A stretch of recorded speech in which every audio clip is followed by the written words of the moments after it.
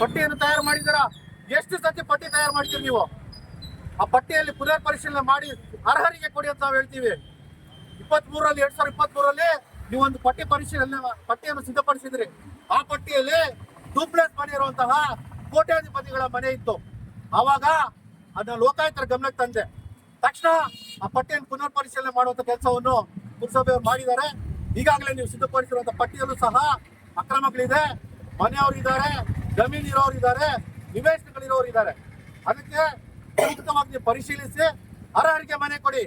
ಯಾರ ಮನೆ ಇಲ್ಲ, ಯಾರು ಬಡವರಾಗಿದ್ದಾರೆ, ಯಾರ ಹೆಸರಲ್ಲಿ ಜಮೀನಿಲ್ಲ ಅಂತವ್ರ ಮನೆಗಳು ಕೊಡಿ ನೀವು. ಅದು ಬಿಟ್ಟು 2 ಮನೆ ಜಮೀನು ಬಾಡಿಗೆ ಮನೆಗಳು ಇರೋರಿಗೆ ನೀವು ಯಾವುದೇ ಕಾರಣಕ್ಕೆ ನೀಡಬಾರ್ದು. ನೀವು ನೀಡಿದ್ದೆ ಆದಲ್ಲಿ ಮುಂದಿನ ದಿನಗಳಲ್ಲಿ ಆ ಪಟ್ಟಿಯನ್ನು ಪರಿಶೀಲನೆ ಮಾಡ್ತೀವಿ. ನಮ್ಮ ವ್ಯಾಪ್ತಿಯಲ್ಲಿ ನಮ್ಮ ಹುಡುಗರೆಲ್ಲ ನೋಡ್ತಾರೆ. ಅದು ಸಂಬಂಧಪಟ್ಟವ್ರು ಕೊಟ್ಟು ನಿಮ್ಮ ಮೇಲೆ ಸೂಕ್ತ ಕ್ರಮ ವಹಿಸುವುದಾಗಿ ನಾವು ಮೇಲಾಧಿಕಾರಿ ಗಮನಕ್ಕೆ ತರ್ತೀವಿ. ಈ ಬಗ್ಗೆ ಸಹ ನೀವು ಉತ್ತರ ಕೊಡಬೇಕು.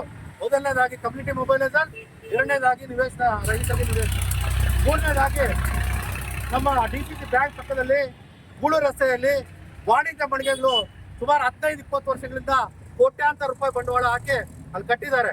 ಆದ್ರೆ ಕೆಲವೊಂದು ಅಂಗಡಿಗೂ ಮಾತ್ರ ಹರಾಜು ಕೊಟ್ಟಿದ್ರ. ಮಿಕ್ಕಿ ಅಂಗಡಿಗಳು ಯಾಕೆ ನೀವು ಹರಾಜು ಕೊಟ್ಟಿಲ್ಲ? ಯಾಕೆ ಪುರಸಭೆ ಆದಾಯ ಬರೋದು ಬೇಡವಾ?